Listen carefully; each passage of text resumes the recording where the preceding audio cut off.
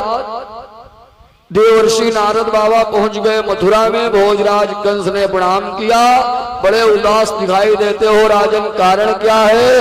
भोजराज कंस ने बताया, देवर्षि नारद बाबा, कृष्ण और बलराम को आकाशवाणी ने मेरा काल बताया है। मैंने सैकड़ों उपाय कर डाले, लेकिन वो मर नहीं रहे हैं। नारद बाबा ने कहा, उपाय हम तुम्हें बताए दे रहे हैं, अमल में तुम्हें लाना है। एक काम करो मथुरेश कंस। तो नारद बोले, कारण कैसा, सीधी आज्ञा पहुंचा देना।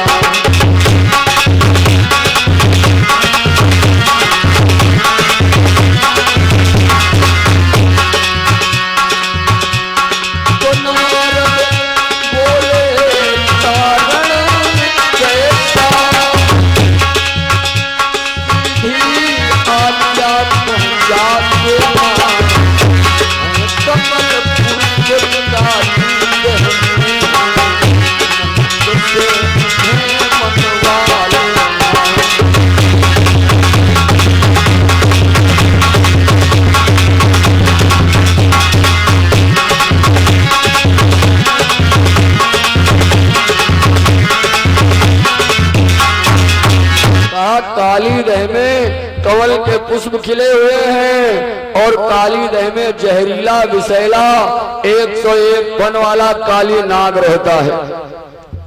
जब 1 करोड़ पुष्पों को तोड़ने के लिए जाएंगे काली दह में कृष्ण और बलराम, तो उसी में काली नाग के विष के प्रभाव से मर जाएंगे। और अगर जाएंगे नहीं तो तुम फांसी के फंदे पर लटकवा देना। फौरन भोजराज कंस ने एक पत्रिका लिखी है, नंद तुम्हें सूचित किया जाता है कि मैं आपका राजा हूँ। पुत्र जन्मोत्सव की भेंट में 1 करोड़ कमल के पुष्प लेकर के हमें दे जाओ काली दह से, नहीं तो तुम्हें तुम्हारे पुत्रों के समेत कृष्ण बलराम के समेत फांसी के फंदे पर लटका देंगे। वही हुआ। पत्रिका मिली, नंद बाबा बेचारे बड़े दुखी, मैया यशोदा भी बड़ी दुखी हैं। कन्हैया है बाबा, मैं जाऊंगा काली दह में कमल के पुष्पों को तोड़ने। कन्हैया से मैया ने कहा, तू मत जाना। कन्हैया ने श्रीदामा से कहा, चलो श्रीदामा, आज कपड़े की गेंद खेली जाए यमुना के किनारे, काली दह के किनारे। श्रीदामा ने अपनी कपड़े की गेंद ले ली। सारे बाल बाल गए, बारी बारी से गेंद में लगाने लगे थपकियां। कन्हैया ने एक ऐसी थपकी लगाई गेंद में कि वो गेंद जा करके काली दह में यमुना में गिर गई। श्रीदामा ने पकड़ लिया कन्हैया की कलाई को, प्रश्न, हमारी गेंद तूने काली दह में यमुना में गिराई है, जल्दी से हमारी वही गेंद दे दे। कन्हैया बोले, हम तुझे दूसरी नई गेंद मंगा देंगे। श्रीदामा कहने लगा, मैं अपनी वही वाली गेंद लूंगा, वही वाली जो आपने काली दह में यमुना में गिराई है। भगवान कृष्ण बोले, मान जा श्रीदामा। तो हरि बोले, ना कुछ मसले पर विश्व उठाए देता है।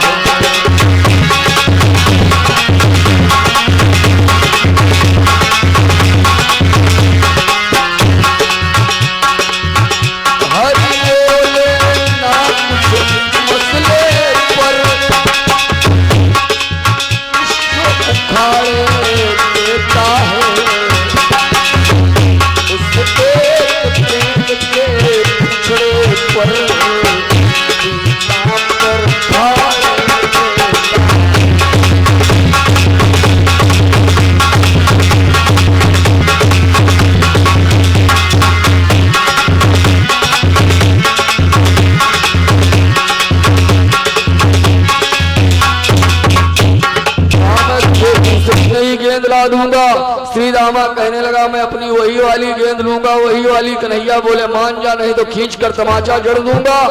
श्रीदामा कहने लगा, बड़े बलवान बनते हो कृष्ण, हमें बल दिखा रहे हो। एक तमाचा मारोगे सह लूंगा, दूसरा तमाचा मारोगे बर्दाश्त कर लूंगा, तीसरा तमाचा मारने की कोशिश की, खींच करके लकुटिया मैं भी जड़ दूंगा। बड़े बलवान बनते हो कृष्ण। मंगवाए हैं भोजराज कंस ने काली देह से कमल के पुष्प देखता हूं, कैसे ले जाओगे? कन्हैया बोले ये बात, यमुना के किनारे काली देह के किनारे कदम्ब का पेड़ खड़ा हुआ है। भगवान कृष्ण उस कदम्ब के पेड़ पर चढ़ गए और कहने लगे, अरे श्री रामा, बोले इले फूल फूल चिल्लाता है, फूल ही तोड़ कर लाऊंगा, पाताल लोक में भी होगी तो तेरी गेंद खोज कर लाऊंगा।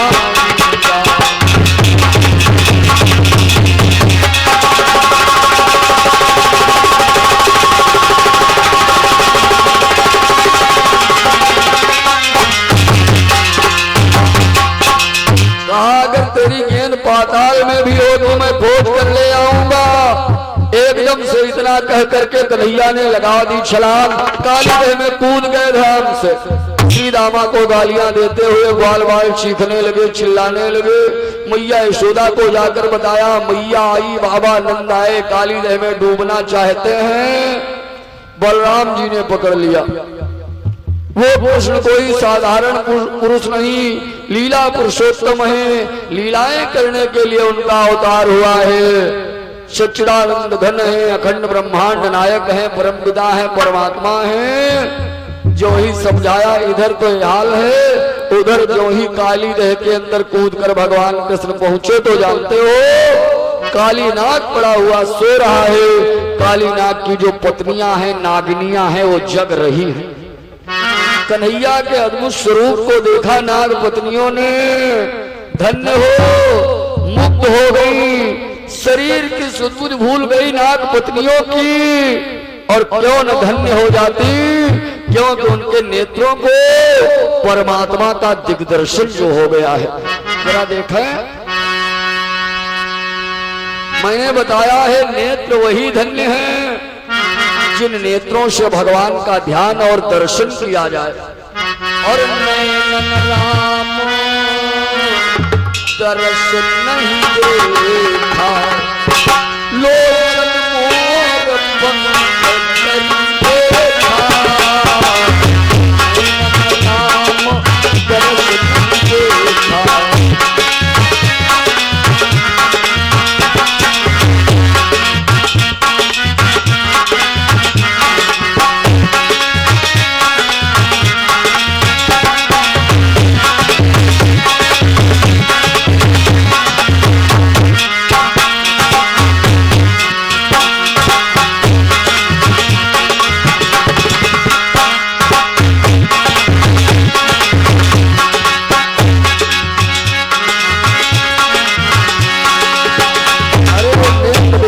जिन नेत्रों से कभी भगवान का ध्यान और दर्शन न किया जाए।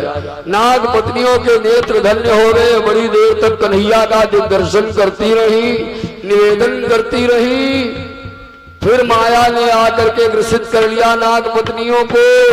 नाग पत्नियां कन्हैया से कहने लगी, अरे छोटे से बच्चे, क्यों यहाँ आया है मरने के लिए, जल्दी से भाग जा यहाँ से। बोली नाग पत्नियां कन्हैया से कहने लगी, और बोली बच्चे भग जा जल्दी, और क्यों ना हक प्राण खो रहा है।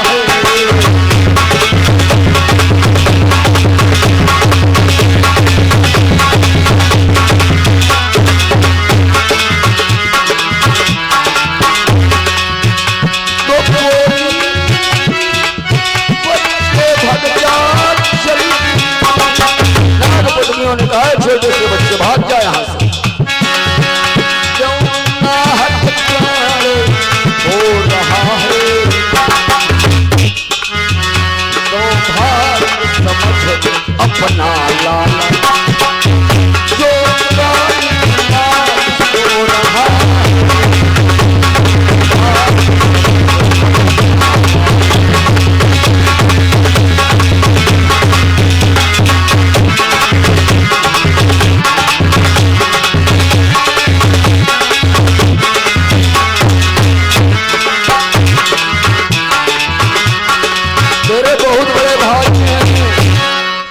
जो तू यहाँ तक चला आया जीवित बचकर, जो हाथ तक धो लेता है काली दह में मर जाता है। जल्दी से भाग जा, अपने प्राणों को बचा ले, हमारे पति काली नाग अभी सो रहे हैं। कन्हैया ने कहा है नाग पत्नियों जगा दो अपने पति काली नाग को, मैं भी देखता हूं मेरा क्या बिगाड़ेगा तुम्हारा पति काली नाग, जल्दी से जगा दो। भगवान कृष्ण कहने लगे नागिनियों बोले कि जिसका तुम गा रही हो जिसकी रात सुनाती हो,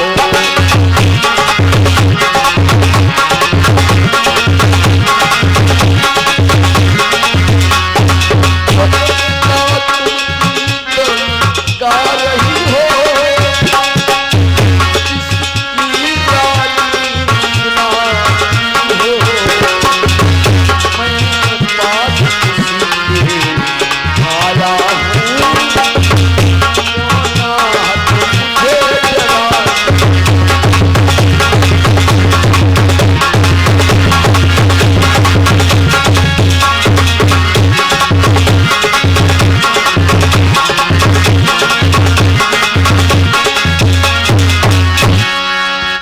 नाग पत्नियों जगा दो अपने पति काली नाग को। नाग पत्नियों ने कहा लाला मैं तो जगाने जाऊंगी नहीं, अगर मरने ही आया है तो जा करके जगा ले। परमात्मा कृष्ण गए, एक पग का प्रहार किया, जहां पर काली नाग अपने 101 फन रखे पड़ा हुआ सो रहा है, काली नाग ने अपने 101 फनों को सीधा किया, भगवान कृष्ण के शरीर को अपने शरीर में लपेटने लगा। क्या है भन भन भन भन सन सन भन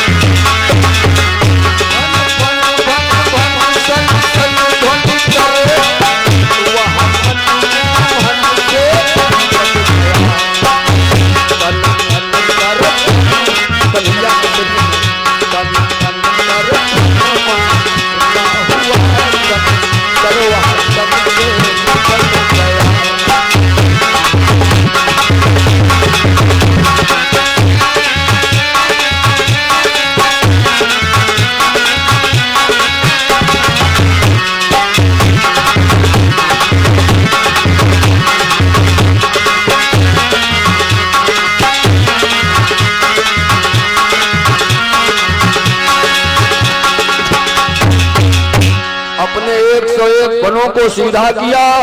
काली नाग ने कन्हैया के शरीर को अपने शरीर में लपेटने लगा, फन मारने लगा कन्हैया के। भगवान कृष्ण बढ़ाने लगे अपना शरीर, इतने लंबे चौड़े और मोटे हो गए कि काली नाग के सारे फंदे स्वतः छूट कर अलग हो गए। कन्हैया ने बढ़ाया हाथ, काली नाग को नाथ लिया, रक्त बमन करता हुआ काली नाग कन्हैया के चरणों में लौट गया, निवेदन करने लगा, प्रभु काली नाग बोला चमत्ता मसयोनी मतियो तो प्रभु शुद्ध सतो गुण लाऊं कहां से। अगर मैंने आपको फल मारी तो गलती इसमें हमारी थोड़ी है। भगवान बोले किसकी है? कालीनाथ बोला आपकी है, क्योंकि आपने ही तो 84 लाख योनियां बनाई है महाराज ना। दुनिया को बनाने वाले आप हैं, दुनिया का पालन पोषण करने वाले आप हैं, और दुनिया को मिटाने वाले भी आप हैं। बोला जिसे चाहते हो बना डालते हो।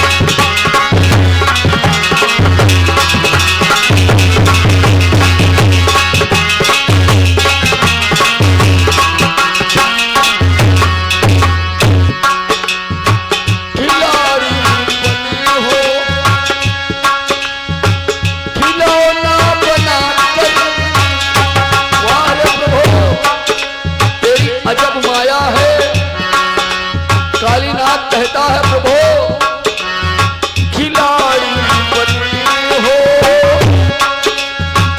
खिलौना बना कर चाहते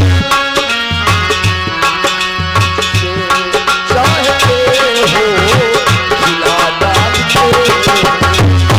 चाहते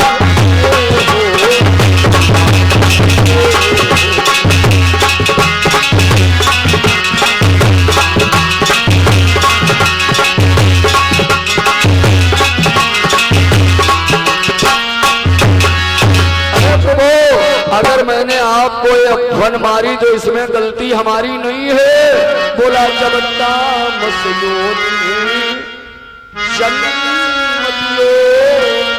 तो शुद्ध सतो गुण पाऊं कहां से। विषग्रंथियां नाथ गले में, आपने ही तो हमारे गले में जहर वाली घड़ियां रख दी है ना, तो पानी सुमनोहरी पाऊं कहां से। जगते हो नाथ तुम पालनहार, विनय अपनी मैं सुनाऊं कहां से। चरणों में पड़ा मैं निवेदन करूं, करुणा निधान विनय सुनाऊं कहां। भगवान ने कहा जाओ है कालीनाथ, जो तुम्हें गरुड़ परेशान करता है, अब हमारे चरणों के चिन्ह तुम्हारे मस्तक पर बन गए हैं, जिससे गरुड़ तुम्हें परेशान नहीं करेगा। चले जाओ रमणक द्वीप के लिए।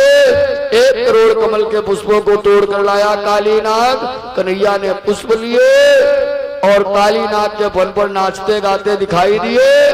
मैया यशोदा ने अपने सीने से लगा लिया परमात्मा कृष्णचंद्र कन्हैया को।